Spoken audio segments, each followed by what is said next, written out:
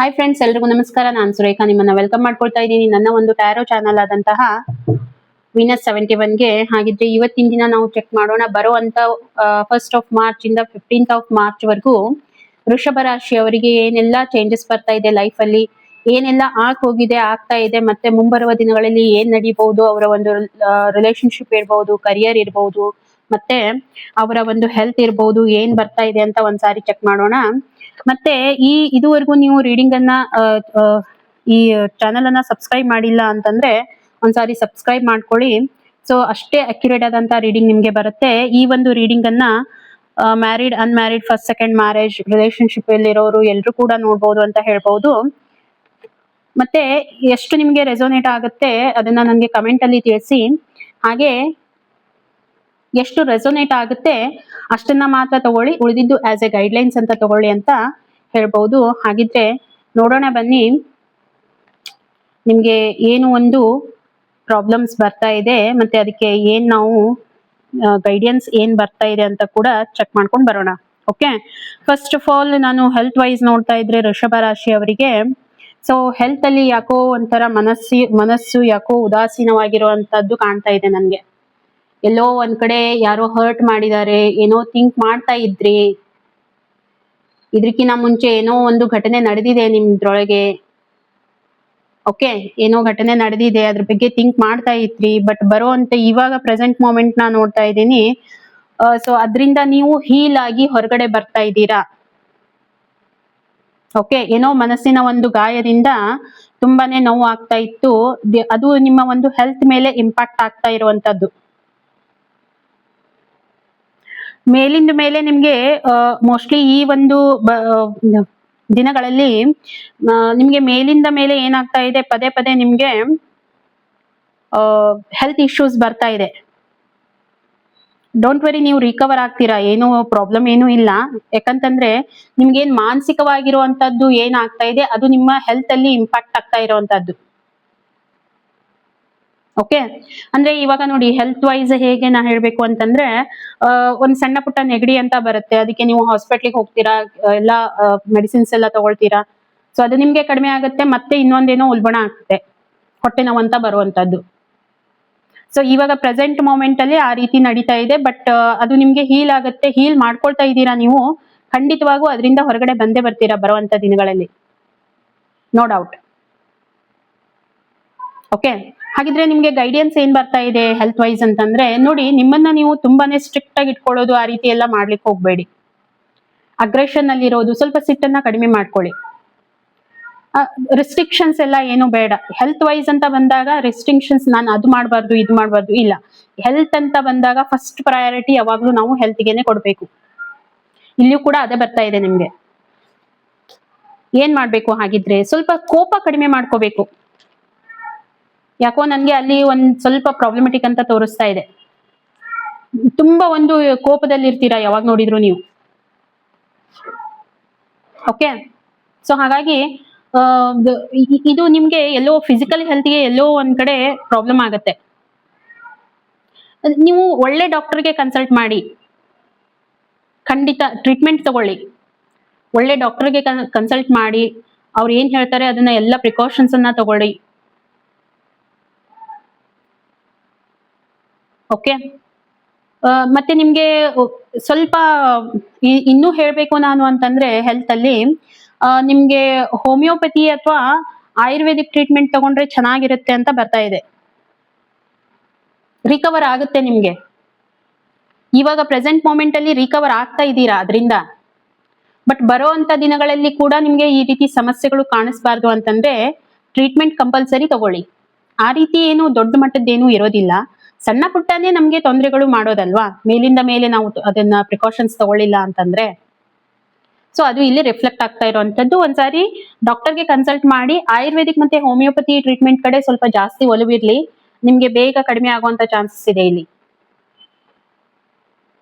ಇನ್ನು ನಾನು career wise ನೋಡ್ತಾ ಇದ್ರೆ, ಕರಿಯರ್ ಅಲ್ಲಿ ಯಾಕೋ ಸ್ವಲ್ಪ ಸ್ಟಾಪ್ ಆಗಿದೆ ಅಂತ ನನ್ಗೆ ಅನಿಸ್ತಾ ಇರುವಂತದ್ದು.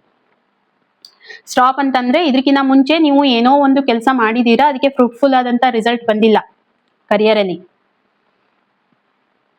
ತುಂಬಾ ಎಫರ್ಟ್ ಹಾಕಿದ್ರಿ, ಅದಕ್ಕೆ ರಿಸಲ್ಟ್ ಬಂದಿದ್ದಿಲ್ಲ. ಬಟ್ ಒಂದ್ ಅಪಾರ್ಚುನಿಟಿ ಬಂತು, ಅದನ್ನ ಎತ್ಕೊಂಡಿದ್ದೀರಾ, ಇವಾಗ ಅದು ಕರಿಯರ್ ಸಾಗ್ತಾ ಇದೆ.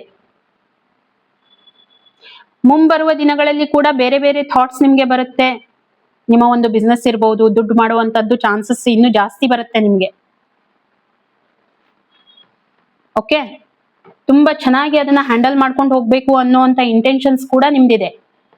ಮತ್ತೆ ಆ ರೀತಿ ಅದಕ್ಕೆ ನೀವು ವರ್ಕ್ ಕೂಡ ಮಾಡ್ತೀರಾ. ತುಂಬಾ ಸ್ಪೀಡ್ ಆಗಿ ಹೋಗುವಂತ ಚಾನ್ಸಸ್ ಇದೆ. ಓಕೆ, ನನಗೆ ಇಲ್ಲಿ ಪೂರ್ತಿ ಕಾಣ್ತಾ ಇದೆ ಆ ರೀತಿ ಇದೆ ಅಂತ ಹೇಳಿ. ಬಿಸ್ನೆಸ್ ಅಲ್ಲಿ ನೀವು ತುಂಬಾ ಅಂಬಿಷನ್ಸ್ ಇಟ್ಕೊಂಡು ಹೋಗ್ತೀರಾ, ನಿಮ್ಗೆ ಸ್ಟಾಪ್ ಮಾಡೋರೇ ಯಾರು ಇರೋದಿಲ್ಲ. ನಿಮ್ಮ ಒಂದು ಫೋಕಸ್, ಯಾಕಂತಂದ್ರೆ ನಿಮ್ಗೆ ಆಲ್ರೆಡಿ ತೊಂದರೆಗಳು ಬಂದಿವೆ ಕರಿಯರ್ ಅಲ್ಲಿ.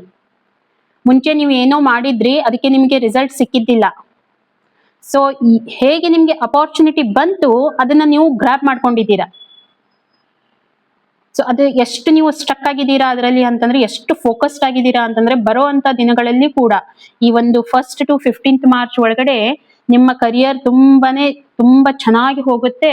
ನೀವು ಫುಲ್ ಫೋಕಸ್ಡ್ ಇರ್ತೀರಾ, ಎಲ್ಲೂ ನಿಮ್ಗೆ ಡಿಸ್ಟ್ರಾಕ್ಷನ್ಸ್ ಇರೋದಿಲ್ಲ. ನೀವೇನ್ ಅನ್ಕೊಂಡಿರ್ತೀರಾ ಅದನ್ನ ಸಾಧನೆ ಮಾಡೋವರೆಗೂ ನೀವು ನಿಂದ್ರೋದಿಲ್ಲ. ಯಾಕಂತಂದ್ರೆ ಇದು ಹಾಗೆ ಬಂದಿರೋಂಥದ್ದಲ್ಲ, ಇದ್ರ ಹಿಂದೆ ನಿಮ್ಮ ಎಫರ್ಟ್ ಇದೆ. ತುಂಬಾ ನೀವು ನೋವು ಅನುಭವಿಸಿದೀರಾ ಇದಕ್ಕಿಂತ ಮುಂಚೆ. ಯಾವುದೋ ಫೀಲ್ಡ್ ಅಲ್ಲಿ ತುಂಬಾ ನೀವು ಎಫರ್ಟ್ ಹಾಕಿದ್ರಿ, ಬಿಸ್ನೆಸ್ ಅಲ್ಲಿ ಇರ್ಬೋದು, ನಿಮ್ಮ ಜಾಬ್ ಅಲ್ಲಿ ಇರ್ಬೋದು, ಏನೋ ಒಂದು ಅಸೈನ್ಮೆಂಟ್ ಅಂತ ಇರ್ಬೋದು, ಬಟ್ ಅದಕ್ಕೆ ನಿಮ್ಗೆ ವರ್ಕೌಟ್ ಆಗಿದ್ದಿಲ್ಲ. ಬಟ್ ಬಂದಂತ ಅಪಾರ್ಚುನಿಟಿನ ನೀವು ತುಂಬಾ ಚೆನ್ನಾಗಿ ಉಪಯೋಗ ಮಾಡ್ಕೊಳ್ತಾ ಇದ್ದೀರಾ. ಮತ್ತೆ ಮುಂದೆ ಕೂಡ ತುಂಬಾ ಚೆನ್ನಾಗಿ ಅದನ್ನ ಯೂಸ್ ಮಾಡ್ಕೊಳ್ತೀರಾ. ಮತ್ತೆ ಇದರಲ್ಲಿ ನಿಮ್ಗೆ ಗೈಡೆನ್ಸ್ ಏನ್ ಬರ್ತಾ ಇದೆ ಅಂತಂದ್ರೆ, ಬ್ಯಾಲೆನ್ಸ್ ಮಾಡಿ. ನೀವೇನ್ ಹೋಗ್ತಾ ಇದ್ದೀರಾ ಸ್ಪೀಡ್ ಅನ್ನ ಸ್ವಲ್ಪ ಬ್ಯಾಲೆನ್ಸ್ ಮಾಡಿ, ಅದು ನಿಮ್ಗೆ ಗೈಡೆನ್ಸ್ ಬರ್ತಾ ಇರುವಂತದ್ದು. ನಿಮ್ಮ ಇಂಟ್ಯೂಷನ್ ಮೇಲೆ ವರ್ಕ್ ಮಾಡಿ. ಈಗ ನಿಮ್ಮ ಸಮಯ ಹೇಗಿದೆ ಅಂತಂದ್ರೆ, ಎಲ್ಲಿ ಯಾವ್ದು ಕೆಲಸ ಆಗೋದಿಲ್ಲ ಅಂತ ಇರುತ್ತೆ, ಅಲ್ಲೂ ಕೂಡ ನೀವು ಎಫರ್ಟ್ ಹಾಕಿ ಅದರಿಂದ ಒಂದು ಹೊಸದೊಂದು ಜಾಬ್ ಅಥವಾ ಒಂದು ಬಿಸ್ನೆಸ್ ಅನ್ನ ಹುಟ್ಟು ಹಾಕುವಂತ ಮನಸ್ಥಿತಿ ನಿಮ್ದು ಇರುವಂತದ್ದು ಬರುವಂತ ದಿನಗಳಲ್ಲಿ. ಹಾಗಾಗಿ ಕ್ಲಿಯರ್ ಆಗಿ ಬರ್ತಾ ಇರುವಂತದ್ದು, ಇದನ್ನ ನೀವು ಬ್ಯಾಲೆನ್ಸ್ ಮಾಡಿ. ನಿಮ್ಗೆ ಇಂಟ್ಯೂಷನ್ಸ್ ಬರುತ್ತೆ, ನಿಮ್ಗೆ ಕನಸಿನ ಮುಖಾಂತರ ಹೇಳುವಂತದ್ದು ಇರ್ಬೋದು. ಮತ್ತೆ ಸ್ವಲ್ಪ ಇನ್ನೂ ನಿಮ್ಗೆ ಹೇಳ್ಬೇಕು ಅಂತಂದ್ರೆ, ಒಂದ್ ಸ್ವಲ್ಪ ಮೆಡಿಟೇಷನ್ ಮಾಡಿ ಬೆಳಗಿನ ಟೈಮಲ್ಲಿ. ನಿಮ್ಗೆ ತುಂಬಾ ಚೆನ್ನಾಗಿ ರಿಸಲ್ಟ್ ಕೊಡುತ್ತೆ. ಆ ಒಂದು ಮೆಡಿಟೇಷನ್ ಟೈಮ್ ಅಲ್ಲಿ ನಿಮ್ಗೆ ನಿಮ್ಮ ಕರಿಯರ್ ಬಗ್ಗೆ ಇನ್ನೂ ಥಾಟ್ಸ್ ಗಳು ಹೆಚ್ಚಿಗೆ ಬರುತ್ತೆ ಅಂತ ಹೇಳ್ಬಹುದು. ಅಷ್ಟೇ ಅಲ್ಲ, ನಿಮ್ಗೆ ಕನಸಿನ ಮುಖಾಂತರನು ಕೆಲವೊಂದ್ಸಾರಿ ಗೈಡೆನ್ಸ್ ಬರುತ್ತೆ. ಯಾಕಂದ್ರೆ ನೀವು ನೋವು ಅನುಭವಿಸಿದೀರಾ ಇದರಲ್ಲಿ. ಎಷ್ಟು ಮಟ್ಟಿಗೆ ನೋವು ಅನುಭವಿಸಿದೀರಾ ಅಂತಂದ್ರೆ, ಎಲ್ಲಾ ಎಫರ್ಟ್ ಹಾಕಿ ಲಾಸ್ಟ್ ಒಂದು ಮೂಮೆಂಟು ದೇವ್ರ ಮೇಲೆ ಭಾರ ಹಾಕಿ ಬಿಟ್ಟು ಕೂತಿದ್ರಿ.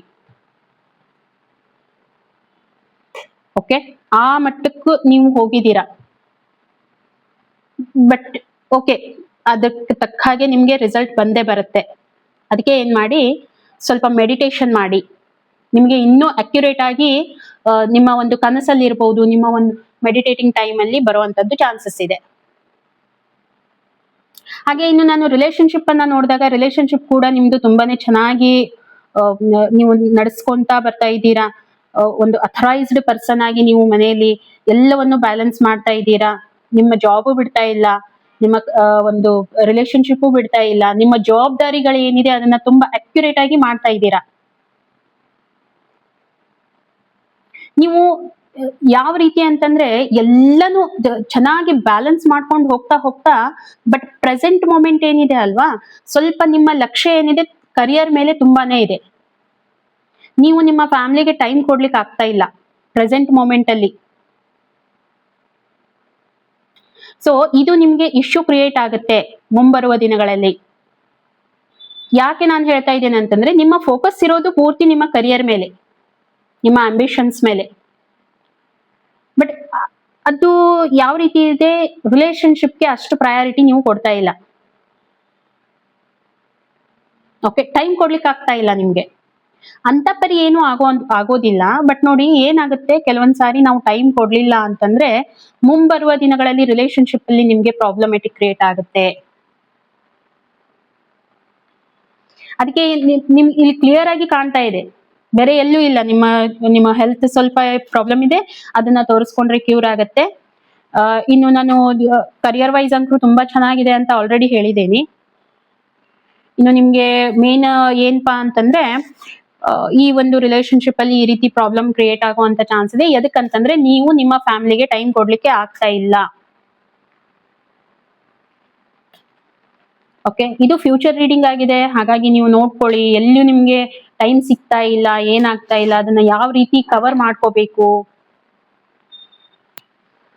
ಯಾಕೆ ನಾನು ಹೇಳ್ತಾ ಇದ್ದೇನೆ ಅಂತಂದ್ರೆ ಸಣ್ಣ ಸಣ್ಣ ಒಂದು ಇಶ್ಯೂಸ್ ಕೆಲವೊಂದ್ಸಾರಿ ಎಷ್ಟು ದೊಡ್ಡದು ಆಗಿ ಕ್ರಿಯೇಟ್ ಆಗುತ್ತೆ ಅಂತಂದ್ರೆ ತುಂಬಾ ವರ್ಸ್ಟ್ ಆಗಿ ಕ್ರಿಯೇಟ್ ಆಗುತ್ತೆ. ಖರೆ ಹೇಳ್ಬೇಕಂತಂದ್ರೆ ಸಪ್ರೆಷನ್ ಆಗುವಂತದ್ದು.